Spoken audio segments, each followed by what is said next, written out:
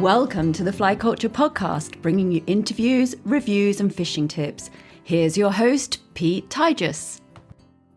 Welcome back to the Fly Culture Podcast, everyone. My guest today started his fly fishing career on the River Otter in Devon and has gone on to work as a ghille in Ireland, lived in Australia, been a lodge manager in Russia, and is now a part-time ghille on the Spey. It is my great pleasure to welcome Jamie Lee to the podcast. Jamie, it's great to have you on the Fly Culture Podcast. How are you doing today? Fantastic, Pete. Thanks for having me.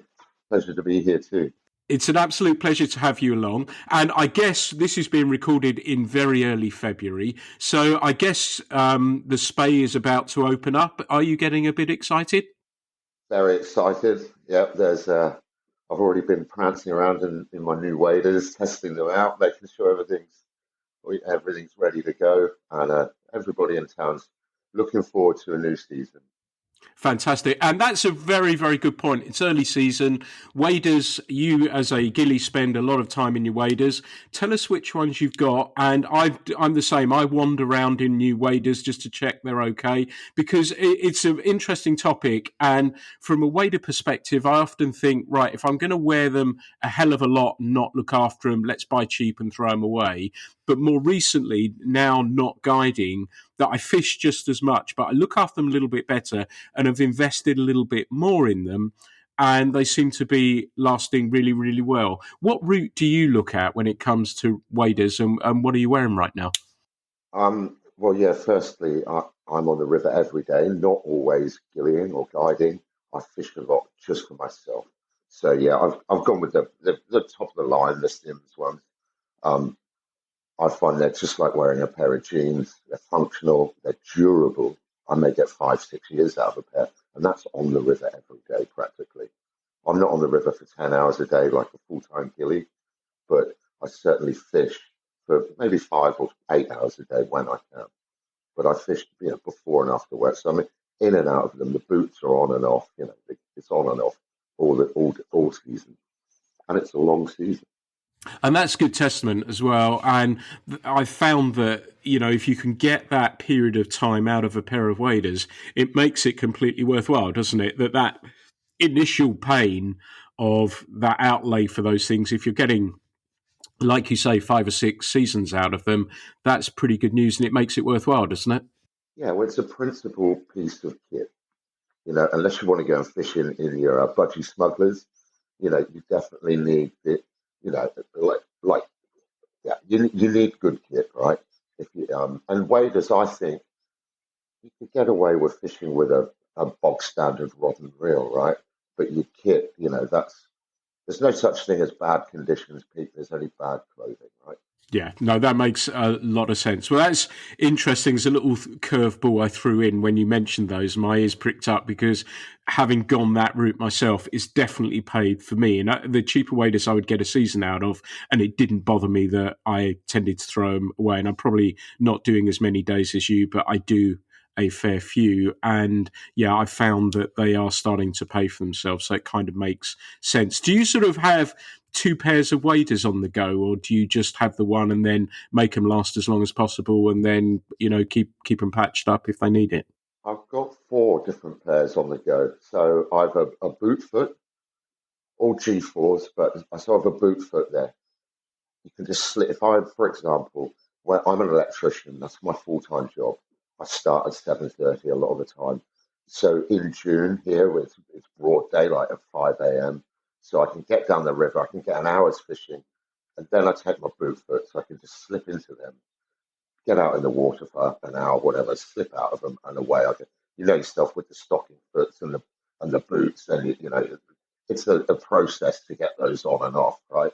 Then I have a much lighter set for the summer, a G3 set that's those really hot middle of the day, June afternoon, June evenings, whatever.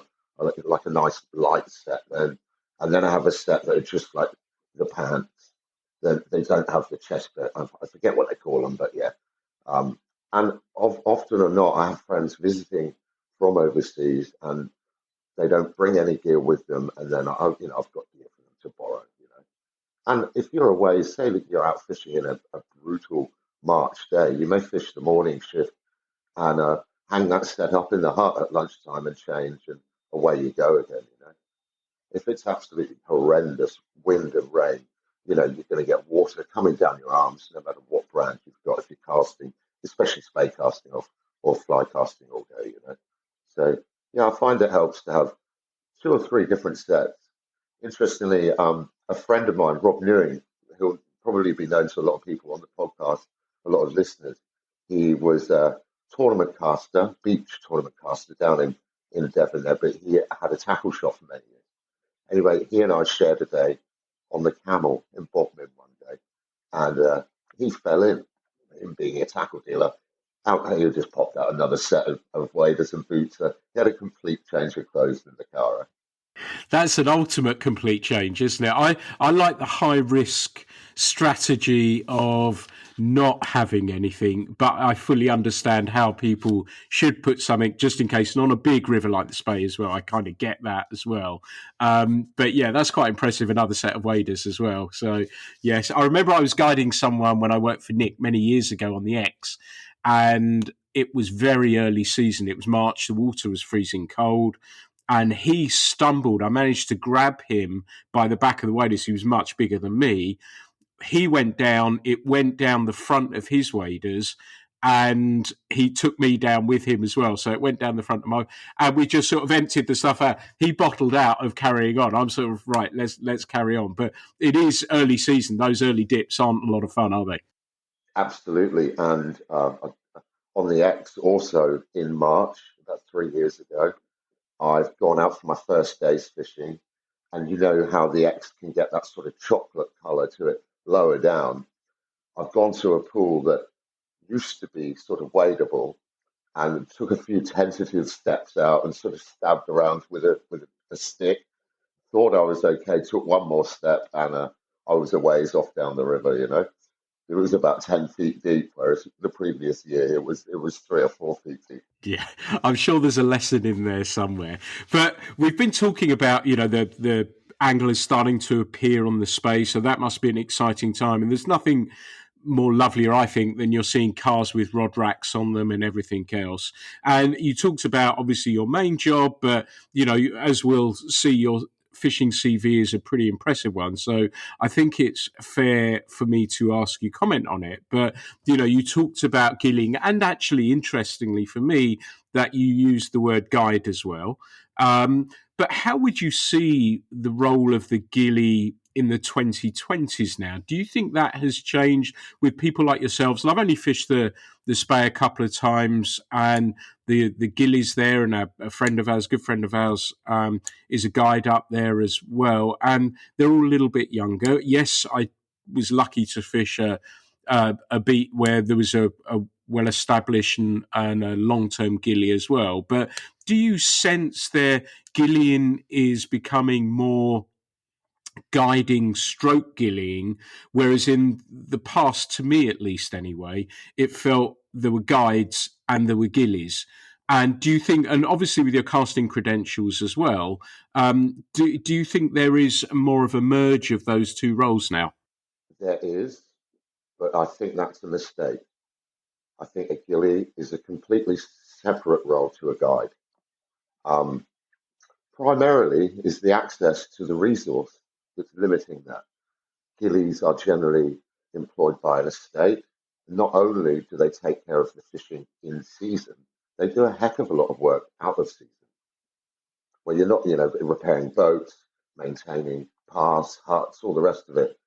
I find here ghillies are generally or are exclusive to an estate, where I think a great example of guiding, as it should be, is in British Columbia. People like Pat Bean, Scott Baker McGarver, those types of characters, even April Vokey, right? They're Adrian Komu, Brian Niska, um, you know, uh, these people are guides, right? They're accessing an entire river system, not just one beat. Um, we'll explore that more, but it's quite hard to summarize in one sentence. But I think, yeah, definitely, they're two different roles, both equally valuable in their own right. Um, And I'm coming from Devon, and we don't really have estates down there, and these big established estates. So growing up, you sort of, I didn't really understand what a ghille was. I just thought it's someone who opens the gate and lights the fire in the hut, sort of thing, and sets you up. It's basically crowd control, a ghille up here during the season. There's a lot of rods. Most beats here will have, or most estates rather, will have 3 or 4 beats, and they'll have 6 to maybe a few more rods than that, or some less. Um, there's a lot of people to manage day in, day out, um, and some people are very experienced, some people aren't very experienced. So there's a lot there on the ghille to ensure that everyone has a good day. Um, And I think it should be said, a lot of ghillies are primarily greasing the skids for that tip at the end of the day, right? Yeah, they're very conscious of that too. And sometimes they'll be fishing with genuine sort of friends, returning anglers that are there year in, year out, who they've grown up with and bonded with. But yeah, to me, a guide is something totally different in the sense of the access to the resource. Um, and moreover, a guide sort of is going to ensure that his clients are not only on that hot bite, right? He's on the fish, but they're also in a secluded area. He's going to introduce them to the entire sort of river system, as it were.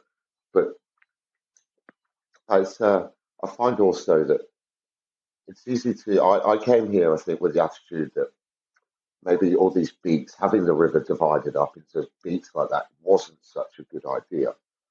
But then now I've been here nearly 12 months and I've seen how the resources managed here. And there's an awful lot of work goes into these estates, especially on the river. Um, yeah, it works. It does work, having these divided estates. But a fantasy, I would guess, would be, say, if you could. One great way to fish a river is to raft, right? Myself, Pat Bean, Stuart Foxall, and his mum Joan, we did the Squamish River, right? From I don't know, I forget what they call it, the 27 mile or something, which is 27 miles up the river, basically. And we floated all the way down, stopping here and there, fishing pools. And in Squamish, there's a great pub at the end of your float. You can pull up your raft outside, up the steps in your waders, and go and have a Caesar, which is the big drink they all have out there. Absolutely fantastic. It'd be great to see something like that here.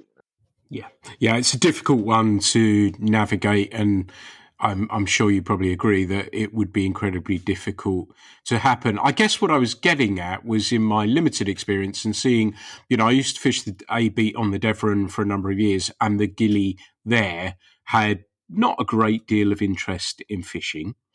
Yet I fished with Andrew on the Spey. And yes, a traditional ghille in how he looked and everything else, but he'd pop on his Sims waders and everything else. And then we were talking about casting, and he threw a line, and I thought, wow, this guy can cast as well in a different way. Do you know what I mean? Rather than an informed, right, lift it, sweep it, show somebody a basic single spade to get them going, which is very, very important. Don't get me wrong, but also the guy could throw a line. And I think of some of the other people along the river, and subsequently the chap who replaced the guy on the Devon was a young guy and was actually really into fishing. Now, that's only a limited viewpoint, but it seemed to me it wasn't in my mind how I'd had that, and it had changed a little bit from that perspective per beat. And I think of people like Ian Gordon and their casting skill, fishing skill, and everything else. And, undeniably, many of those ghillies along the river have amazing fishing skill, but with the casting and everything else that comes into it, that's where I guess I was feeling there might be a slightly more of a crossover. But I totally get what you're saying too. The ghille, yeah, a lot of the ghillies here, most of them, all of them, in fact, aren't that? They love their fishing primarily. There's a great chap here, Ian Tennant. He's been a ghille on the Castle Water 45 years. He fished with the king. He's a fantastic character. Now he's the sort of He's the next in line to be the president of our association down here. So we have 3 miles on the Spey, association water. So that's like our own little beat in itself, right? But he's taken that on, and he's been there all winter, clearing banks, chopping down trees. You can't get the man off the river.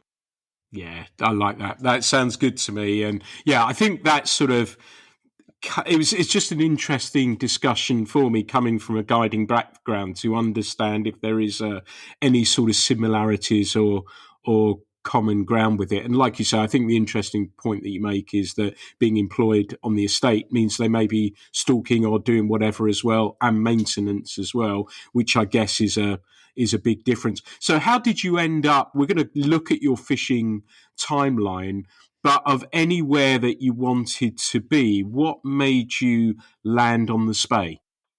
It's been a dream. I've always wanted to live near a great river. You know, that's been my dream. Very good friend of mine in Ireland, Michael McCormick Spike. He and his partner Zoe, they have a fantastic house. You can look out of his back window to one of the best pools on the river, you know. And that really sort of sparked me to say, you know what, I think I could probably pull that off one day too. And talk about nourishment for your soul. Um, Previously, I would drive up from Butley, and it would take me 12 hours to get here. I'd arrive Friday night, I'd fish Saturday, and away I would go Sunday morning and get back some sort of reasonable hour Monday, right? But now, just knowing, I just went for a walk this morning. There's a little bit down here we call the Pinny, and they've got a barbecue set up down there. It's right on the banks of the Spey, you know, like just to see that water, that moving water. Yeah, it's kind of like going into the ocean for a surf. Yeah, I'm not sure how far do you live from the tour. Can you see it or? Oh, no, I can't see it, but I'm 6 minutes to the upper tour. And then I drive my commute to when I was guiding was along the river. And you'd see that and see the changes as you drove there as the season got going. You know, I noticed the birds have started singing in the morning now, the last couple of mornings. You see the trees start to get a little, you know what it's like in Devon, that early season, you think, geez, where are these fish? And then everything suddenly starts to come to life. The drive to work, you'd see the trees become a little bit more greener, the hatches a little bit more intense, and then everything happens. So not quite as close. I would love to be as close as you are, but where I live in my village, there's a stream. So I've just walked out this morning actually and seen a river, been near water. And you're exactly right about the nourishment. Sometimes you don't need to be in it casting a fly. Seeing it and being near it is incredibly cool as well. And actually, I was just in London the other day and saw the Wandle as well. And that was, that was really cool to be able to see. Now I'm hatching plans about that. So there's all these wonderful things, and I think you've made a fascinating point about the nourishment that we get from this whole process, be it walking around the room in our waders, be it being near a river and not being able to fish it. It always seems to me that the rivers always look their most beautiful when you can't fish them, but I kind of like that aspect of that as well. But you started, and we've touched on Devon, and you started your fly fishing career on the Otter, which is a famous Devon stream. It's almost as close, I would guess, as we have in the West Country to a chalk stream in the heavy weed growth and everything else. Yeah, what age were you fishing there, and how were you fishing? Did you swing wets, cast dries, fish nymphs? How were you fishing? Do you mind me asking whereabouts you were fishing on the Otter as well? So there's a public stretch of the Otter, the lower part, um, and it was the closest to me. Um, and as a kid, we'd always go up there walking, but I started swinging wet. Not I had a spinning rod, an old 5 foot sort of spinning rod that I had. I had it, I forget what they were called. A Ryobi. It was like a very cheap fly reel somebody had given me. Eh? Um, and yeah, that's how it started for me. But I wanted to fish the fly. I think that's a decision too, right? I'd been fishing. There's a reservoir between the village and the river otter called Squabmore. And back in they turned it into a carp fishery now, but back in the day, they had fantastic shoals of roach in there, big roach.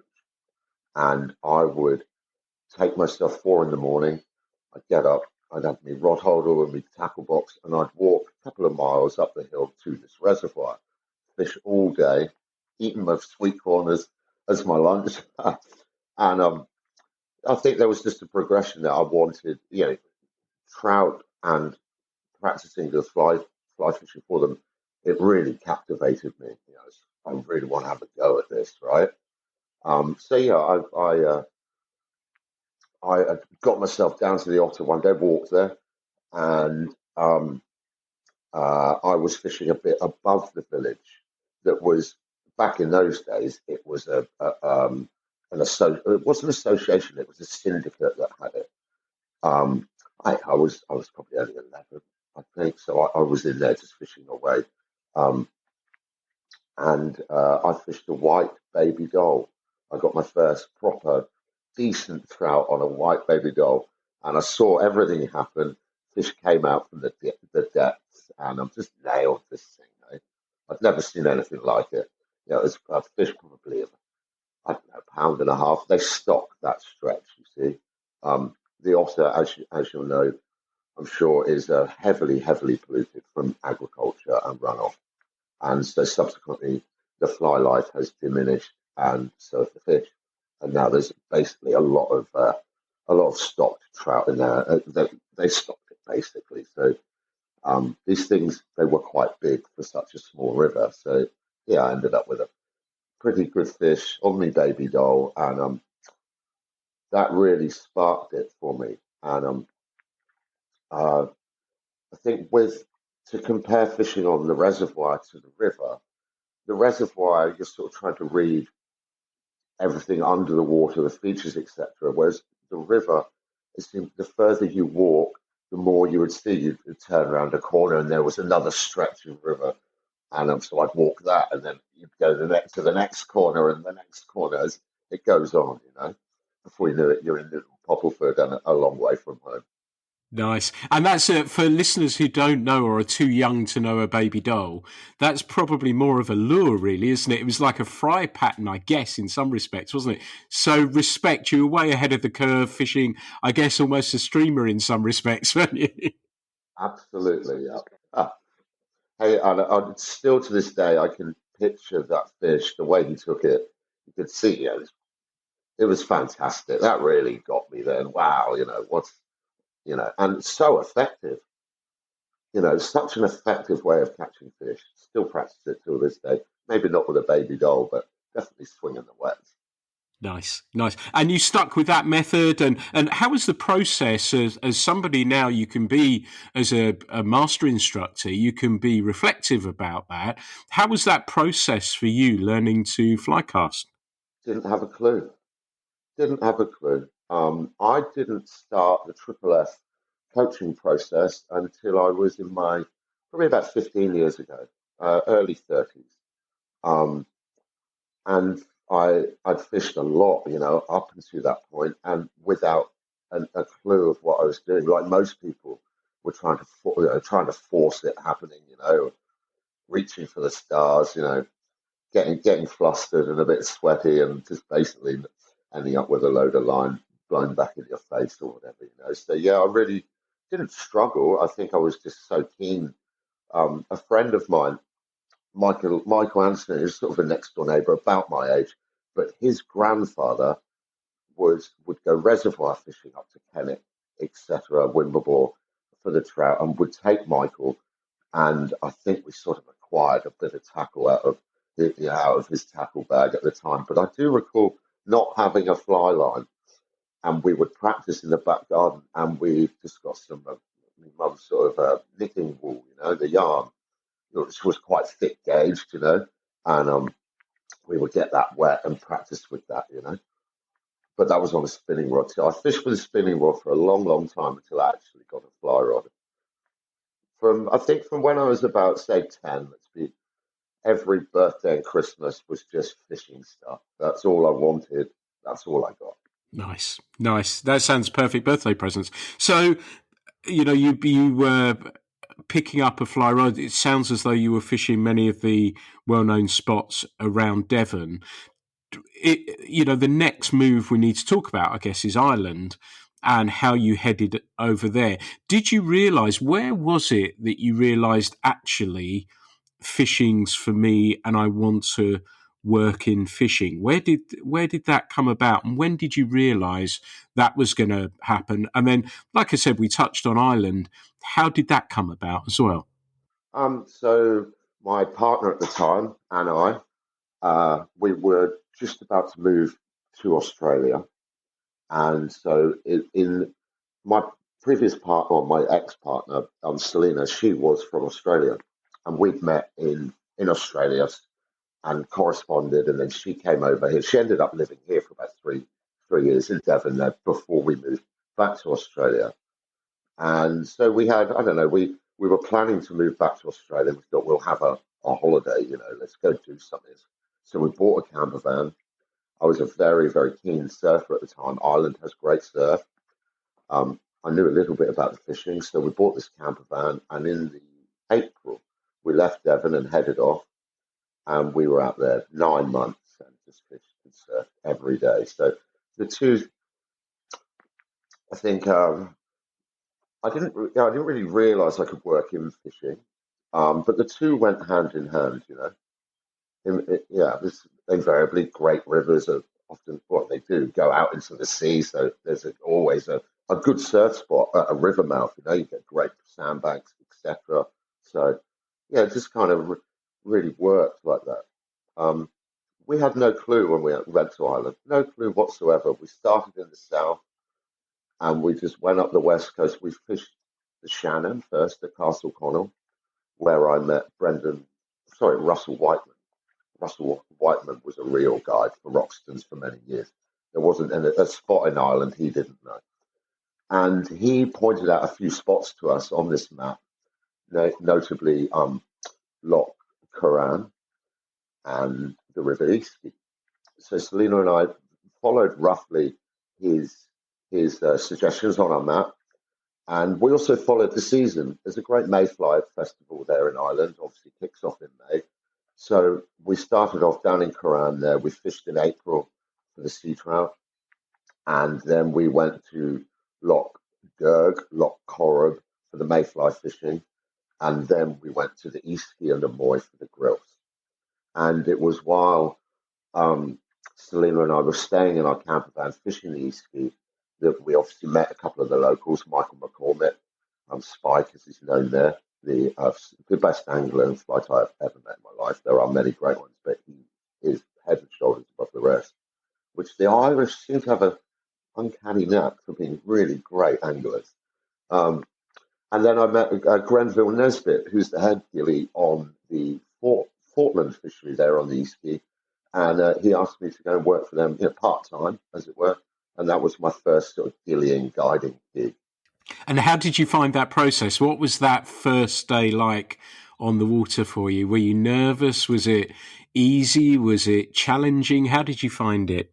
Um, I had two elderly gentlemen from London. They were brothers. One of them didn't fish so much and had never caught a salmon. The other one was very experienced. There's a great pool there on the Fortland fishery called the Laundry Pool. It's about 5 miles from the tide, but those fish seem to stop there, eh? And that pool, as you go up it, it's sort of in the neck. It's quite a tight little neck. So any fish that are looking to move on, they're right in that neck. Okay? So I asked the guy who was a good angler to try his luck further up on another great pool, and I took his brother down to the neck of the Laundry Pool, and I think his second cast we were into a salmon. So easy, and I was very relaxed after that. Granville was very happy, and yeah, was very lucky for my first day. Yeah, very a bit apprehensive, yeah, but um, I feel like I was faking it a bit. I guess so. Hey, like um, you kind of got to bullshit it a bit. Excuse the language. On that first day, I had a clue what I was doing as an angler. You've got to be so good with people. and there are many different types of people that come. That's the perfect point you make there, and I talk about it many times on here. It's not about how good an angler you are. And when we were looking for people, it's your ability to get on with people, read people, and understand their needs at the start of the day, what they're actually looking for. And that must have been a dream. Hooking a salmon, first couple of casts, is an absolute dream. Do you think, though, that you were spending so much time fishing that it was easy to, you felt what was happening on the rivers because you were out fishing so regularly? It seems like a dream that you had, just driving around fishing everywhere. But do you think that played into your advantage as well, that you were sort of in tune with the river and or the locks or whatever, and what was going on, so that you could sense what was happening, and reading water was, even if it were new water, was incredibly easy for you? Um, yeah, in a sense. Um, One thing I hear a lot, especially up here when salmon fishing, is the fly doesn't matter. Doesn't matter what you've got on. If the fish is there, you'll get one. Never has that been proven to be so untrue than those Irish grills. When they're tuned in to a particular size, color, or pattern, that's all they will look at. And it's a process of unlocking to find out what they're into. So I'd been fishing the Eastie there, like many other rivers. There's a free stretch, so I've been fishing it down there every day for possibly a month before I was offered that job. And so I got tuned into what fly they were on, not through any miraculous sort of process of my own. It's, you talk to other anglers, there's some very good anglers there, and sort of worked it out. And it ended up being you'd have to have a silver Wilkinson as a dropper and exactly 2.5 feet to the point fly, and that would be a cascade. And it sounds ridiculous to say it, but literally, if you didn't have that combination, you would not get a pull. And if you had fishing those flies, I knew it was proven. Um, so I had that element of confidence in the pattern, in the method that I was asking this guy to practice. So yeah, and the approach. A lot of people just bound up to a stream, up, wade out balls deep straight away. Hey, I found that I often would not take the path that's cut. I'd duck down through the bushes, stay in the shade, keep below sort of the horizon line, and really delicately, slowly, and softly approach the stream. That's a great tip. And also for trout fishing as well, all of those things. We're hunting these fish down, and you want to put the odds as much in your favour as you possibly can. I think for this season as well, on our river, that, I'm about to make a purchase of a single-handed rod to fish for salmon a little bit more. I'm going to try that approach a little bit more as well, and see how I get on with that. But that's the wonderful thing. And, I guess I was going to say that I'm always learning and looking to learn and looking to improve. And from that process in Ireland, being a guide, what did you learn about yourself and yourself as an angler as a result of that? Did you walk away with anything? Yeah, definitely. I did. I'd had a hiatus, a time out from fishing, probably 10 or 12 years. Well, I still would go have a spin for a mackerel on a July evening, but I was surfing, absolutely committed to surfing, right? Really got very heavily involved in it, went to competitions, trips overseas with other sponsored riders, magazines, all the rest of it. Um, and so I didn't really fish that much, but that trip to Ireland, that experience on the East Ski, having clients and seeing a head gilly, that kind of clicked my love of fishing again. My interest in it, like really set it in stone, and yeah, opened my eyes to what great people there are in that industry. I met some fantastic people in Ireland: Brendan Begley, Russell Whiteman, Michael McCormick, Robbie Gillespie.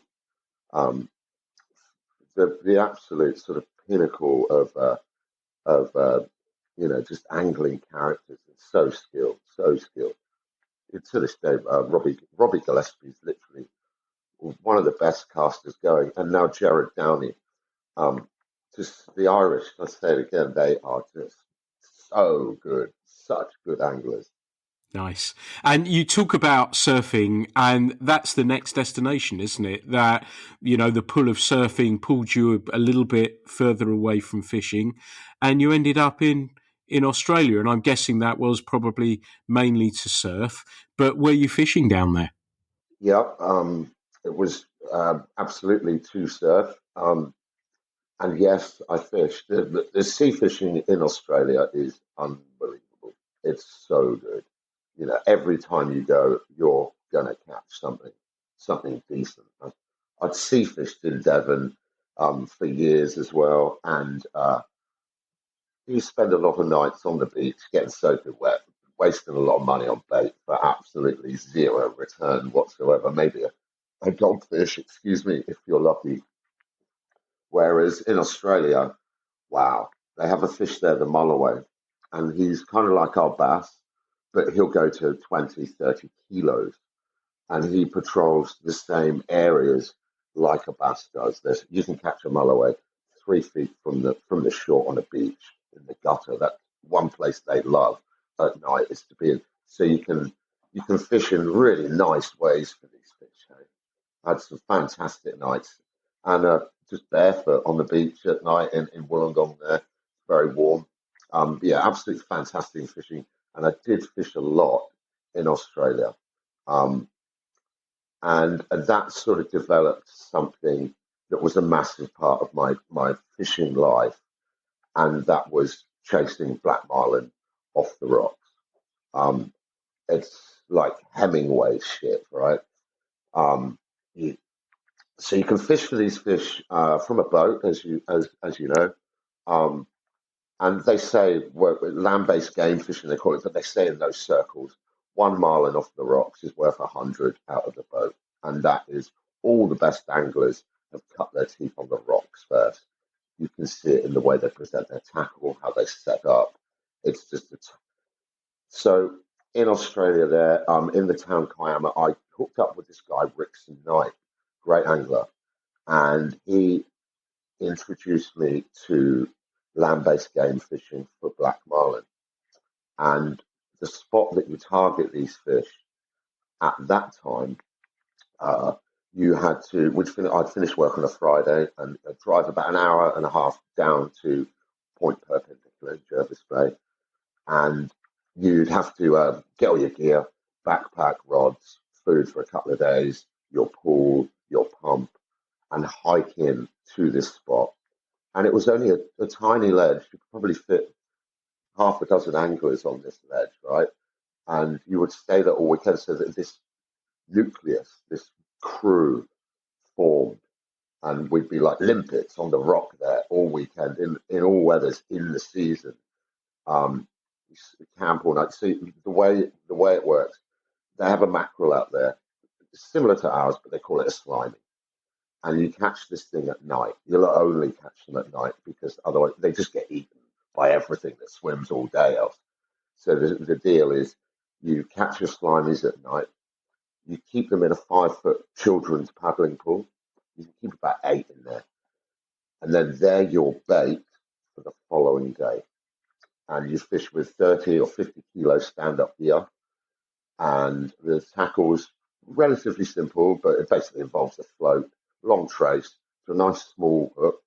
You pin your slimy or your mackerel just delicately in on his neck there, and then that fish will swim out for you. It will literally swim your tackle out, and that's it. You're set. And we would all, there'd be six of us on the ledge, and you sort of do this dance, all six of you, as your mackerels are drifting or swimming or currents are changing, tides are turning, and you find up, you sort of having to go over one guy and under another guy throughout the day. But generally, a pool with eight baits would last you all day. A good bait would last you 2 or 3 hours. You'd sit out there. But yeah, fishing in Australia, that's where that was where I really got back into fishing again. Really seriously, it took me 3 years to get my marlin, and I was there every weekend in the season. So the season for a marlin is end of November to the end of February, and I didn't know now, but what you want, obviously, they're out wide. These marlin, you need a a southerly wind, a southerly blow, the southerly buster, as they call it, comes up from Antarctica, and you get a week of onshore southerly winds. And then it'll go around northeasterly, which is offshore at the tube. So basically, this southerly has pushed these marlin in from out wide, and then they'll kind of hug the coast until they can swim out again, right? They're quite lazy marlin. When they're not hunting, they'll generally just kind of mooch about and let wind, tides, and current push them around, you know? Um, so, yeah, you're looking for those conditions. Yeah, it took me, yeah, as I say, it took me 3 years to get that fish. I know, what a feeling, what an achievement, eh? Oh, yeah, Hemingway shit, it really is. There is no other feeling like being stood on the rocks, putting your slimy in, watching him swim out, you know. It's sort of 6 o'clock in the morning or 5:30, you know, those lovely summer mornings where everything's still, the smell of the ocean and the seaweed. And yeah, that's Nice. And was that the case that you'd sort of, not, I don't want to say tick the box, but were you one and done, or did you stick with it and go on to catch some more? Or one, one and done. One and done. Yeah. It's hard. It's hard yakka, as they say out there. You've got to sleep on the rocks. You get hammered by mozzies. You know, when there's been six blokes down there on the rocks for a couple of nights. You know, human behaviour can get a bit smelly down there, and you've been catching bait all night. So the rocks are covered in mackerel guts and all the rest of it. You know, we would wash it down because we carried these pumps in with us. You've got to constantly change your water throughout the day in your swimming pool to keep the slimies alive, right? So you end up taking like a two-stroke pump down with you and all the associated hoses and everything, right? So you can pump. I'll send you a picture to give you an idea. Um, it's actually a video on YouTube if anybody wants to check it out called Bill Rage. It's just like a trailer for a movie that was made about it, and it gives you a good idea of what's going on. But yeah, it's a hard, a tough gig, that fishing. It really is. And then you're fishing in the brutal Aussie sunlight all day, right? So you know you cover up and yeah, one and done. Short answer, one and done. But now I'm targeting the bluefin tuna off Berry Head, which is a great ledge, and invariably I'm now in Scotland, so I don't get much time, but I have a go for them in October when I'm in Devon visiting family. But if I lived down in Devon still now, I would be on those ledges every weekend. I would love to be the first person in the UK to get a land-based catcher, a legitimate land-based game catcher, and it's so doable, so doable. It will only be a matter of time before somebody gets. nice, like your style, like your style. So does that mean that the fly rod sort of stayed in the cupboard for a while? Because the reason I ask that, and the answer is clearly no, but you also qualified as a casting instructor, and I guess you did that while you were down there under the tutelage of friend of the podcast and the magazine, Peter Morse.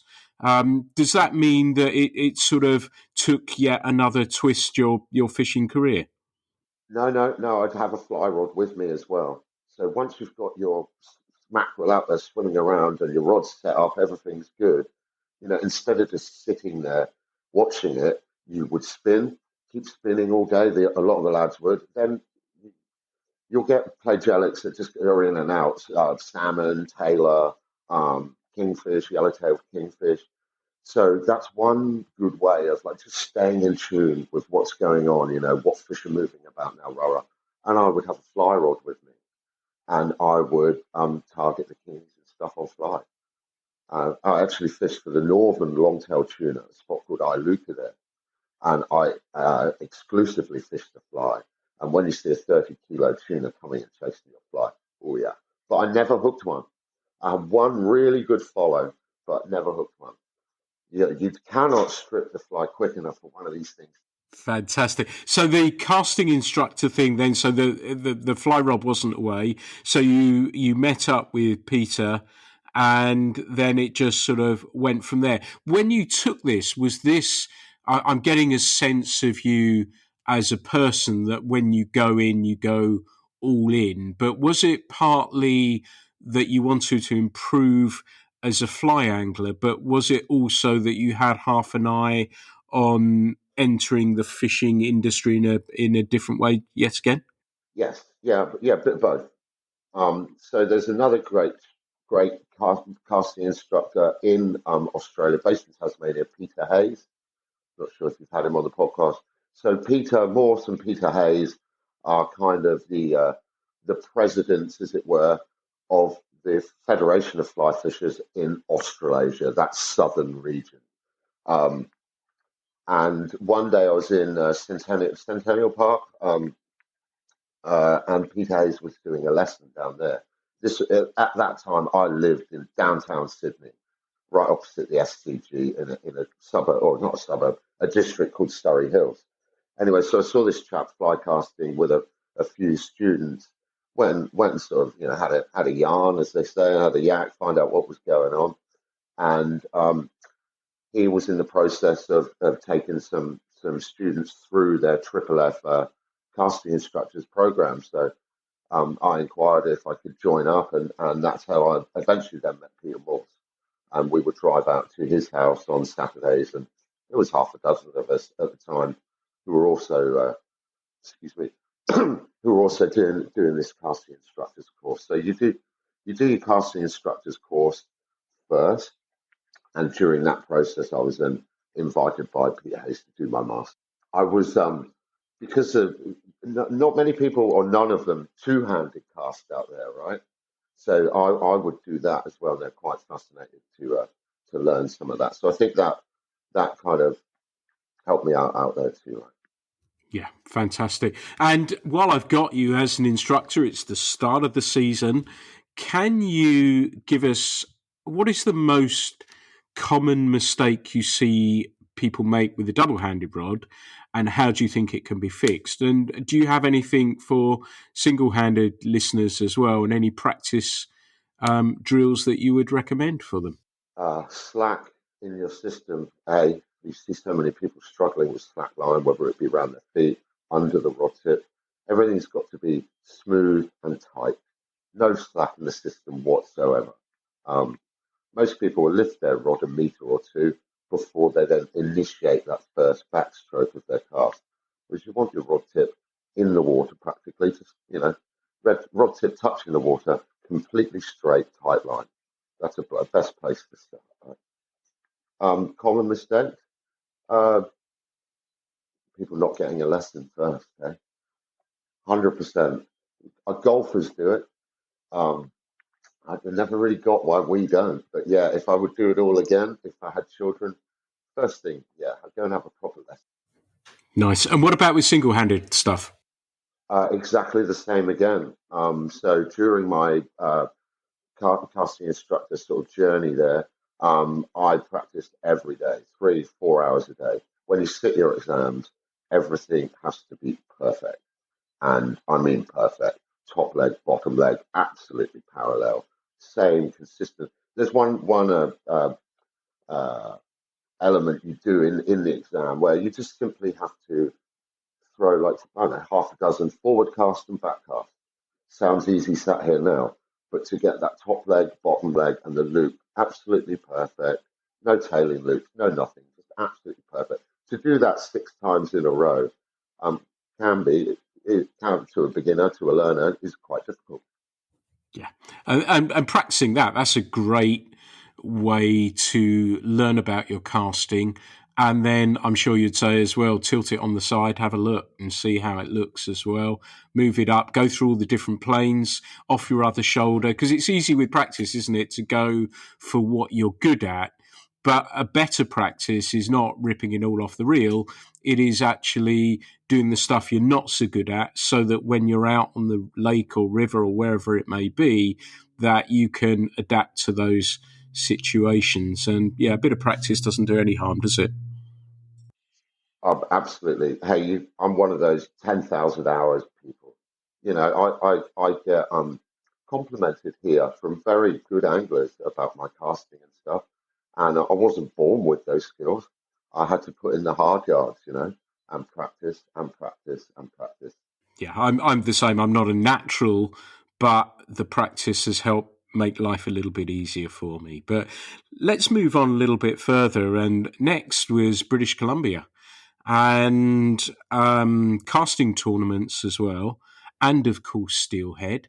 And I'd like to explore steelhead. I talk about them a fair bit on here. With Simon, we've had on John Hazlitt. We've had a number of people talking about steelhead, and obviously you're firmly entrenched in salmon country there. But having caught steelhead, what are the comparisons? How would you compare them? Is there a comparison? How do you feel about them? Comparison, salmon and steelhead. Well, clearly they're both anadromous, right? Um, they both inhabit sort of similar kind of places. Steelhead, um, it took me a while to learn this, but steelhead kind of out in British Columbia, they call it sort of noodly or greasier water. That's where the steelhead will sit. So he's a bit further back in the pool, right on the ledge of the tail sometimes, or in the slacks. Not necessarily up in the head of the pool, in the neck or in the belly of the pool, like a salmon will be. So that's the first one. Uh, with salmon fishing, I've found I've observed other people doing too. That take or whatever might always be in the middle of the stream, or whereas steelhead, that take is generally right at the end of your swing. You know, a lot of people are lifting into their cast already. No, no, no, no, no, no, no. That's where they're sat, right? So I kind of learned that out there by watching some very, very good anglers. Brian Niska, especially, yeah, that guy can catch them. And so, I'd listen to those guys. But when I first went to BC, I was using heavy tips, and no, that came off. I ended up fishing a type 3, which just sort of gets you down an inch or two, hey, and letting the fly then swing right. You fish for them in a similar way. They both inhabit such beautiful spaces. Um, but the steelhead is a lot more elusive than the salmon. He really is. For example, I was in British Columbia for 2 years and I fished every day. I went out there, I had quite a lot of money when I left Australia, sold my house, etc. And it was a dream to go to British Columbia. So off I went, and I can recall being at home in Australia and just looking at those maps of Smithers and Terrace and that drive from, just being so captivated by it, which seemed a mile away, another world away. I landed one steelhead, but I'm not going to lie, that was on the worm. They fished this thing like a greasy worm, and that was right at the end of my trip. I fly fished 4 steelhead there for nearly 2 years, and I hooked one fish. This is why I went there. This is what I wanted. I hooked a dandy cockfish, and he spooled me completely, emptied the reel, emptied it right down to the knot. And all I could do was hang on for dear life because it was in quite some heavy water where I got him. And no, he was gone. Hey, I never saw that fish. But that's what I wanted. That's what I went there for. Right down to the knot. That's only ever happened to me twice. And that was the steelhead. So yeah, I got what I went there. Yeah. Yeah, it's verging on religious, I think, and in my limited experience, I've loved every second of it and thought it was absolutely fantastic. But next, you were going to Russia, and you were a camp manager. And I suppose it's different there from a guiding role, although the role in itself is the same, that you've got to manage people's expectations, you've got to manage people. You're not looking after just one person, you're looking after a bunch of them. And I often talk on here where I've hosted trips in a number of places, particularly with when the flats boats come in. I always worry that everyone's had a good time and they're all back happy and stuff like that. How was that experience for you? And did you get to fish as well while you were out there? Um, First, I'll say, yeah, I fished a heck of a lot. So I took this job as camp manager for Roxton's, Ben Robinson, on their Bazooka camp. Um, there was a 4 or 5 year process, an interview process, back and forth with Christopher Robinson, their sort of top man, who is grew up on the X pretty much too. There's a lovely bit of fishing up there on the bar. And so I was in Australia, and we would talk every few months. I was obviously keen on sort of doing this gig. Anyways, long story short, we eventually got the job, right? So I was over the moon about that. But um, then politics kicked in, Pete. I'm not going to lie to you. I was fresh off the boat from Australia, electrician in the mines. Uh, they're pretty sort of forward people, hey. So I find myself then in Russia on Varzuga as camp manager, and I really had a vision of what I wanted this fishing camp to be. For me, it was a fishing camp. It wasn't a sort of getting drunk every night, hey ho, and all the rest of it. So I wanted to take that sort of that that deal with me, and I think Christopher Robinson saw that in me. And I always remember he asked me to make an opening speech to our first week of guests, and I really sort of, as I saw it, paid homage to him. Like he went out there in the early '90s, just a couple of rods and sussed out all that country. He did the footwork himself, and I really respected that. I thought, what a dude! So my opening sort of speech to our guests was always about that. Respect the resource and respect the sort of locals and this journey that Christopher had been on to bring us these wonderful locations, right? Because I think it was a very brave move for him to go out there and explore, especially that area. There's some very top secret sort of military installations out there, and when things go wrong in countries, some sort of countries, they can go really wrong really quickly, So it's a hats off to him. Yeah, it's a very ballsy move to go out there to that spot and do what he did. Yeah, that soon, very rapidly fell on its arse. So we had a South African chef, and uh, we had a guy that was sort of hosting a week, and it was quite clear that he wanted to get pissed every night, and I was having none of that. But I wanted my fishing camp, and I call it that because I was employed essentially as the manager, right? I wanted my fishing camp to be just that, a fishing camp. You know what I mean? Like I'd experienced on the rocks in Jervis Bay chasing the marlin, right? We formed like this.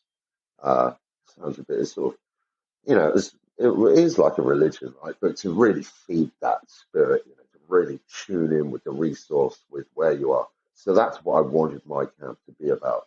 Very quickly, that guy and our chef, they sort of put it this: Christopher Robinson was presented with either losing his chef and this guy or losing me. So he had to look after his business. So he asked me to sort of pack my things and go, basically, which at that point I'd quite happily do that. Um, I didn't want to be part of that. But that's where my journey in Russia began. So there I am again now, presented with this opportunity to go and explore Russia for myself. When else am I going to be in Russia with my fishing gear, pocket full of money? So I remember Christopher and I we sat out on the veranda one night before I left, and I'm like, look, so I'm going to fly back with you guys when your season ends. Where should I go? And off I went. He gave me a few sort of spots that he kind of suggested. I ended up fishing Shongoya, which is a village on the Kola River. And I ended up getting into this village. I just went to the shop and asked, is there any rooms for rent? Ended up renting a little room, fishing there every day. And then I met this Russian guy, Sasha. Lots of Russian people are called Sasha. He was ex-military, ex-special forces. So he ends up getting me onto this river that was within a military base that nobody else could go to. And so that's where the journey began for me in Russia, right? And then I ended up going out there 3 other seasons and just fishing with Sasha, fishing cola, and met some great anglers. That does sound an absolutely amazing experience. Different, difficult, but some good. Thankfully, came out of it, and we've chatted well over an hour now, and it seems to me that we're back in Scotland again. Does that mean, you've travelled, you've lived in vans, you've done all sorts of wonderful stuff? Does it mean that you're setting roots here now? Does this mean the Spey is home? 100%. Yeah, you nailed it right there. I'm 48 now, and I've done what I needed to do with my family. I was an orphan, I was adopted, right? So I don't really have a family. My adopted father, he lives in Devon down there in Exmouth, and I've tried to sort of build those bridges, but that ain't happening, right? So yeah, now I'm living life for me again. I've just spent sort of the last 5 years trying to build some sort of relationship with that guy, but that ain't happening, right? So I would have always made this move, but yeah, you nailed it. Of course, these are my roots. I ain't going anywhere. Fantastic. And it sounds as though you've lived the dream. The dream hasn't always been perfect, but you've learnt from that. What is next is just to continue to explore and enjoy your new backyard. Yeah, yes, and I want to get involved in the tackles. There's some fishing tackle that we just don't have out there for anglers to purchase. For example, a decent full sinking spey line. There isn't one on the market. I'm in the process of working with a good friend of mine, Tim Arsenal, who is a third, fourth in the world casting champ. Met him in San Francisco, and he brought out a fly line brand a couple of years ago in association with scientific anglers called Bridge. And I'd love to work with him and Bridge, and we build a line designed for the Spey that's a full sinking line, has a decent rear taper, um, something that's going to get you down there, hang around for a bit, and put you in front of the fish. There isn't that product on the market. So, yeah, I'm kind of working on that. I want to develop as an angler myself here. Let me put it this way, right? One thing I learned through surfing was if you're going to be a real serious surfer, you need to live. People live in Hawaii in front of pipeline for a reason, right? I'm treating my Nice. That sounds fantastic. And there's lots that we can from that comment as well, isn't it? Like you say, you talk about the practice. It seems as though you're always striving and will continue to strive. So I wish you every best wish, every success in that as it goes. And I hope it is a great season for you. If people want to see, Jamie, what you're up to, how can they connect with you on your social media handles and all that sort of stuff? Yeah, I would just go for obviously Jamie Lee on Facebook there, and Flyhook on Instagram. You'll find me, yeah, if you want to. I'm out there. You'll find me. Fantastic, Jamie. There was so much more I wanted to cover as well, and it feels like we've only scratched the surface. But what we've got is a really lovely insight into you as an angler, but also what drives you as a person. And that to me is equally as interesting and inspiring as well. So huge thanks for taking the time for talking with me on the Fly Culture podcast today. Thank you, Pete. Everyone, this has been the Fly Culture Podcast. I hope you've enjoyed this episode as much as me. As ever, there is never any charge for these. We just try our very utmost to build fishing communities. And while I'm talking about fishing communities, I'd like to say a huge thank you to everyone who came out on a wet, windy and miserable Thursday night in Stockbridge to drink beer and eat pizza with us and talk fishing with everyone. It was fantastic to see so many of you come along, and I enjoyed every second of it, and I think I got to speak to everyone as well. So thank you for that. Thank you for listening to the Fly Culture Podcast. The Fly Culture Podcast is brought to you in association with Fly Culture, a quarterly print magazine. For more information, please visit flyculturemag.com. You can also find Fly Culture on Instagram, Facebook and Twitter.